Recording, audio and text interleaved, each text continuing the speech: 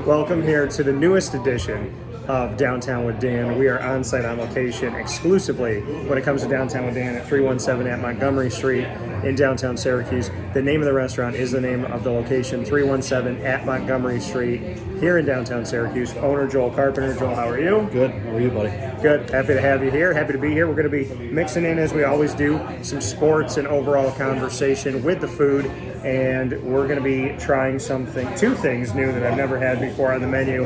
One thing from lunch, one thing from dinner. But before we go there, Syracuse Dining Weeks just finished up. Yes. And the last time we did Downtown with Dan, we were promoting Dining Weeks, and I heard it was pretty good. It was great. It was great. It's our most successful Dining Weeks. I know we talked previous about it, but we've owned the restaurant for 3 and some change now, years, and the most successful Dining Weeks we've ever had. Which is incredible, yeah. So thank you to Syracuse and everybody that drove in for that as well. Yes. So, and a big time shout out to the hands of Natalie that come into the screen. So we're very happy to be here, and we're having a great around us right now. The ambiance. We're having a great lunch here. We are midweek. We are, and having a good time. So, we had actually shut down during Dining Weeks for lunch because we weren't participating in the lunch portion. Yeah. So we opened back up yesterday, and we've gotten a really good response. So. Yeah. So people were waiting to eat lunch here. They were. And I know that they were waiting to eat lunch here because your boy couldn't find a parking spot. So I had to park a little bit away, but it caused me to jog, That's which right. is fine. You burned some calories before you got in here. Yes, you got to burn them before you right. get them. That's So right. we have now, first and foremost, folks, before you see this on screen, your fries are amazing, and I live for them. And my brain forgets about them for a little while, and then it sees them again, and then I just want to eat them all. So the lunch that we're going to be trying today, let everybody know what it is before I show it. It is our turkey bacon ranch with a grilled green apple and homemade ranch sauce. Get that in your life. Yeah. Look at how beautiful that is. That is perfection on a plate. And Roy was great today because he cut me a piece. Oh, he did? Yeah, that's why I cut it in half. Oh, okay. Usually you get the whole thing, but I said I would like a piece. Yeah. You know. So and the other Joel thing, said I would like to eat part of your lunch. That's right. And the other thing that we did is we take bacon fat and we put it on the bread and then toast the bread. Oh, okay. Awesome. And the bacon is done crisp, which is exactly how I like my bacon. So, all right, bon appetit. All right. Cheers it up. Cheers, buddy.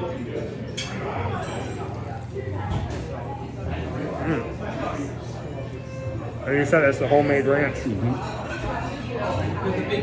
That's some good ranch. Thank you. Very good. Very good.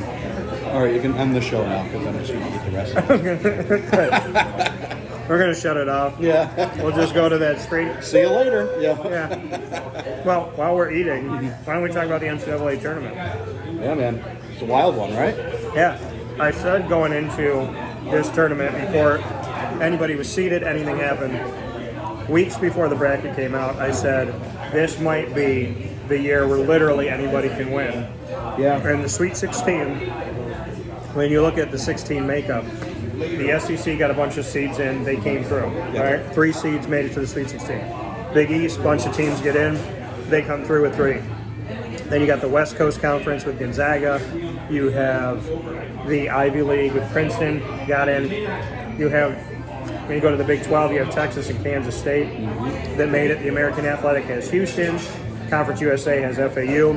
So you look at this makeup, the ACC with Miami, it's really an eclectic group of so many different conferences, which I love to see. And while I'm mentioning all of this, the Big Ten, for the second year in a row, where you wanted to send 9 of the 14 schools in a conference that's called the Big Ten, but it's the Big 14. For 2 years in a row, Big Ten, Big Ten, Big Ten, they're the best conference. It's coming to us in November. Right. How many teams do they have in the Sweet 16? 1. Michigan State. Yeah. Where'd everybody else go? What about Purdue? What about Iowa? You know what? Purdue has the big guy. That was it. And they showed their makeup in the Big Ten tournament in the championship when we all found out all you have to do is press them and you turn the ball. Oh, yeah. So. Yeah. It's something about the Big Ten where they tell you that it's a great conference, but the great conferences are the ones that I see at the end. And like I said, the SEC, the Big East, they got a ton of teams in at-large bids, but they came through with almost a quarter each of the Sweet 16. Well, it's just like the NFC East in the NFL. Every year they tell us it's going to be great. Oh, yeah. It's going to be a battle, and then there's usually one team that comes out. Now I know last year the Giants got better, but every year we're told the same thing. It's going to be great. It's going to be great. Then we're let down.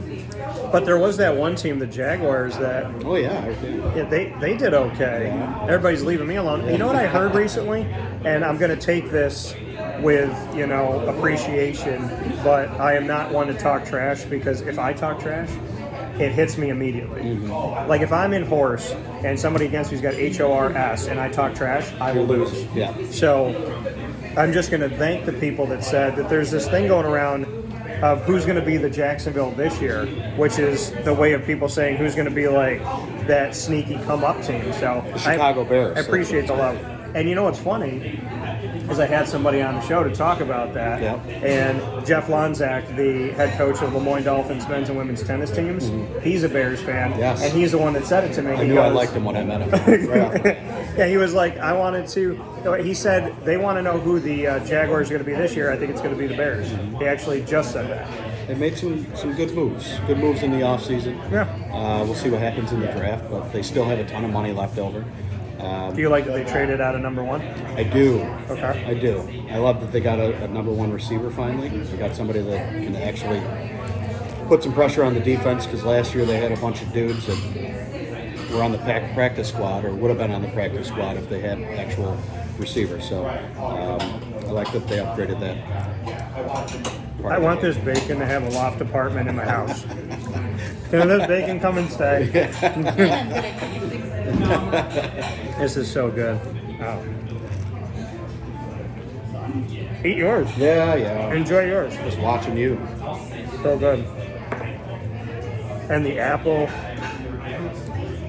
The thing about turkey is, be it cranberry, be it apple, be it something, it always meshes really well when you give it that fruit love. And turkey and apple is something that I've liked for a long time. So, I always use the word refreshing with your food. Yeah. But if I'm going to use the word that makes sense. I've used it with 3 dishes now. But it is refreshing. It's not overbearing. It's not too much ranch. It doesn't feel too heavy. I feel like I'm eating a ton of different things, a lot of flavor, but I'm not like overly pulled down by it. Right. It's all about balance with food. All right. I mean? Yeah. Just like a good basketball team. It's all about the balance. Yeah, and I want to shout out Princeton and the Ivy League because, and I mean this with no disrespect whatsoever, whoever was on the call for that game in real time, you got a 15 seed winning by the largest margin of victory ever in the NCAA tournament, which ironically was 15, very poetic. Princeton wins by 15 over Missouri, takes down an SEC team after taking down a Pac-12 team in Arizona.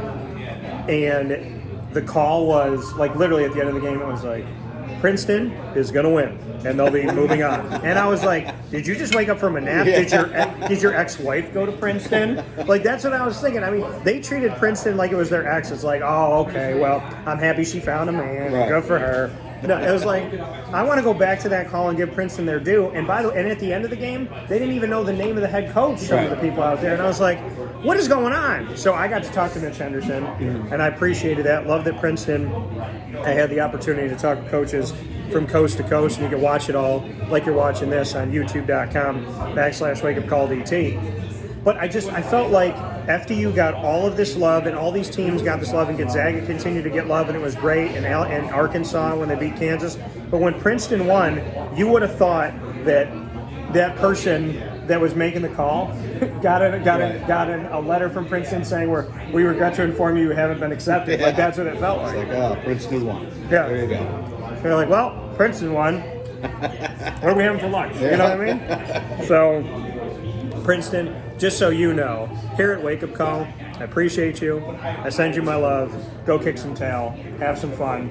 And, and again, people that don't know the Ivy League, they had to come back against Yale as the away team. They had to beat Yale and come back in the Ivy League championship just to get in, which is pretty awesome. So very, very cool. And a lot of great stuff that's come up. And as we're here during lunch, and the bosses have to do the work, Natalie and Joel, heavy at it here, doing an awesome job with all the wonderful people that are here around us that have come in at 317 at Montgomery Street. I'll continue to talk about this awesome turkey bacon ranch with homemade ranch and apple in here. There's cheese. I mean, it's just, oh no, not cheese, just the ranch here is what I'm tasting. But fantastic food, awesome, great lunch. Like I said, refreshing. It's not too heavy. And to those of you that love like meat with ranch, you know, chicken with ranch or turkey with ranch, this is perfect. So good. And like I said, the bacon is exceptionally done. So Sorry. I was just talking about the sandwich. Work call. No, you're good. No, I'm talking about how everything, like you said, balances together with this sandwich. So I'm a big fan of this. Big fan.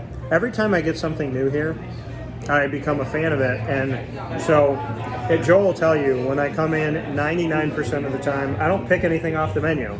He just tells me what I'm eating. Yeah. Pretty much. I want you to try everything. I mean, we have a limited menu because we want to perfect everything that we do. So it's not like, you know, we're not one of these big chain restaurants that has a menu that's 4 pages long. Right? So it's limited, and you know, I want you to try everything, but enjoy everything. Just like when somebody walks through the doors, you know, you're not gonna sift through many pages of what we have. This is what we've got, and when it comes out, it needs to be perfect.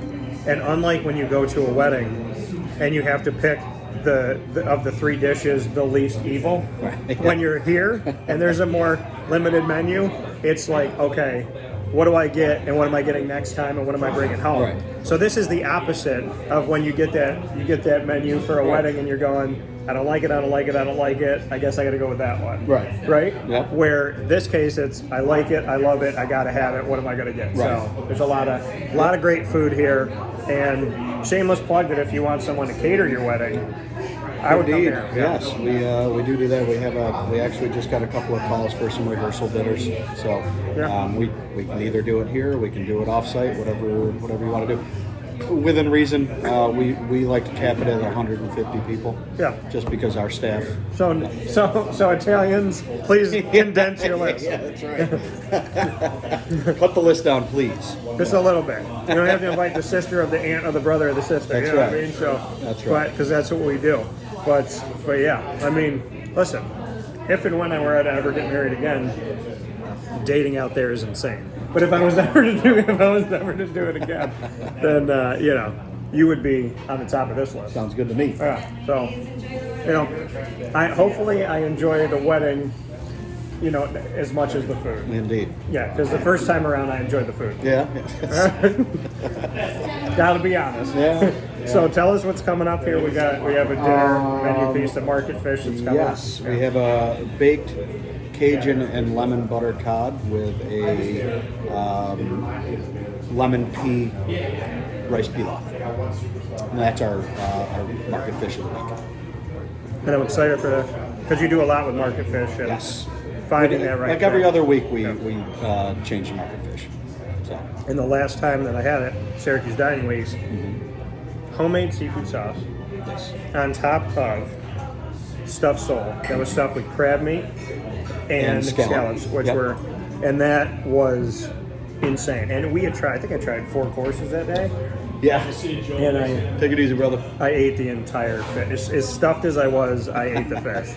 Because it's one of those things where, like, I think if I was in a movie and they're taking me out somewhere on some ship and they say, all right, what's going to be your last meal? Like, you're never going to get back to shore again. Right. I'm going to be like, find Joel, make that fish.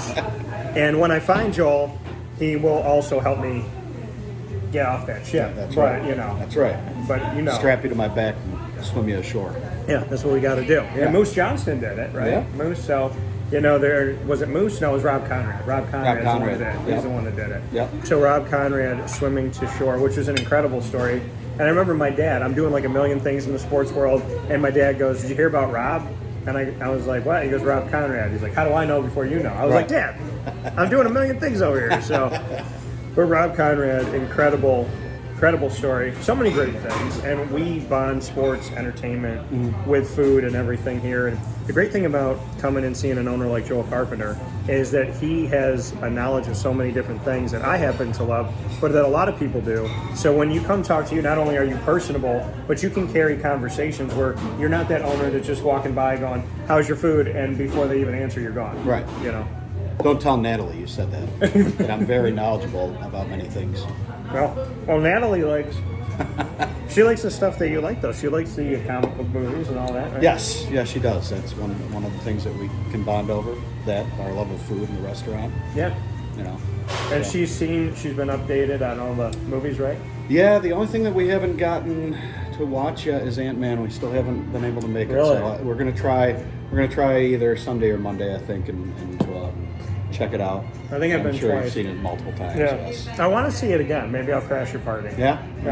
Can I sit behind you guys, like when you're all snuggled Yeah, up? I'd be like, oh, wait for this. this is coming up. I was gonna lean in and be like, "Hey, you know what?" They're like, while you guys are on your date at like movie theater, that'll and be great. you're leaning to each other, and you have Skittles. I'm just gonna reach down and be like, "I only want the green ones." Yeah, great. Just sifting through them. No. Yeah, that's great. Get Listen, your hey. fingers over all of them. Yeah, listen. I mean, it's okay. Yeah. It's not like there's a pandemic or anything that's happened. No, it's all So, but they brought lime back into the Skittles. No more green apple garbage. Oh, really? So lime is back. By the way, it happened when I was down in Florida. My dad and I were down there in December, and the bag said lime, and it had an arrow pointing to it, and it said the original's back. And I was like, thank you. Because there were people that literally thought that I was some conspiracy theorist when I told them that the green used to be lime, and people genuinely thought that it's always been green apple because they kind of overnight changed up on us. Right. And by the way, green apple is trash. So shout out to that. But from Skittles to this, we have the market fish that we're going to be trying here. So I'm going to bring that into you and let you see that and live with that. It's like, it looks too pretty to eat, but then I eat it.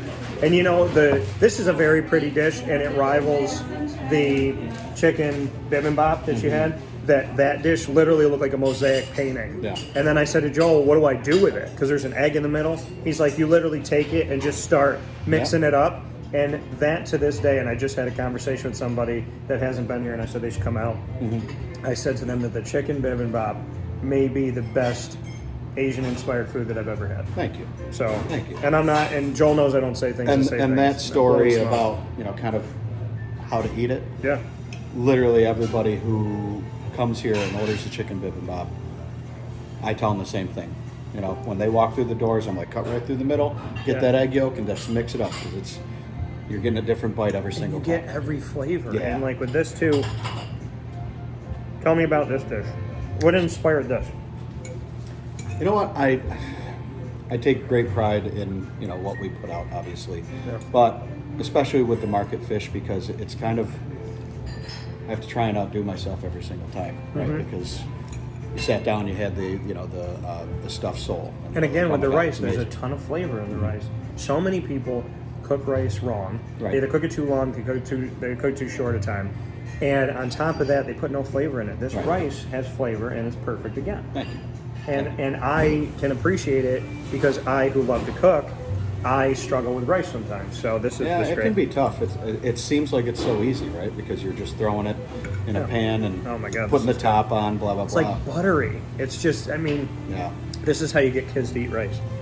And then the Cajun spices on the fish. It's not too overbearing. It's not like blackened fish where it can get really spicy and you get that kind of that acrid flavor. Mm-hmm. We wanted it to just be light, so it gives you enough of that flavor right off the Yeah, it's get-go, but perfect. it's Gives not you some like flavor, but it's overtaking your not- whole mouth. Yeah. It gives you flavor, but it lets the fish be the fish. That's right. Keep talking, I'm going to keep eating. No, but like I said, I do a lot of research in what we're putting out and what I want to do, and I talk with our food purveyor and where we get the fish from, figure out what they have, and I just want everybody, when they try our market fish, to be like, I can't wait till you come out with your next one, because I need to try it. Oh my God. Right? And we have several people that they every other week they come Yeah, just for the market fish, just I to see what understand. we've come up with. I understand. Citrus, butter, there's like so many flavors. And almost It almost gives the rice like a cheesy type of flavor to it. And you're eating peas, bro. I know. What is going on? I don't know. You and me. Yeah, so I don't eat peas, just so everybody knows. You want to know why I eat peas? In this, because there's so much flavor. Mom, don't watch this. Yeah. Turn your head. You're doomed now at Thanksgiving. You're getting a big bowl of peas from your mom. Well, Ma, if you want to order from here and bring these to Thanksgiving, that's fine. But we just had a conversation right before we hopped on the podcast, and I told him what we were doing. Yeah. And I was like, "Do you like peas?" And he kind of then looks at me, and I was like, "Because I don't. I hate them." Yeah. I was like, "But there's peas." The answer in before the I pilaf." could say, I was trying to find a way to say no. And he was like, "Do you like peas?" Because I don't. Yeah. And I was like, "Oh, okay, perfect. Then no." They're no good. But I'm eating them now. There you go. I blame you for my vegetables today. Hooking you up, buddy. Oh my God. Well, when you put citrus in there and you get that buttery flavor and the texture of it, again, the rice is perfect. And this rice, it has so much, like normally when you see the fish, right? So you get the fish and you think, I'll eat some of this around it in case I'm a little bit hungry, or I'll mix it in with the fish. It dances by itself. So you don't need, normally you need the fish to help out the rice. So the rice is like locked in eye to eye with the fish. I like them both. That's awesome. Yeah. Thank you. You could put this rice in something else if you want. Put it with chicken. I mean, you can put it with anything. That's good.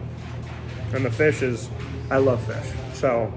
I do too. I could eat seafood every day of my life. And it smells so good. You can't smell it, but you guys can come in and no smell-o-vision. Yeah.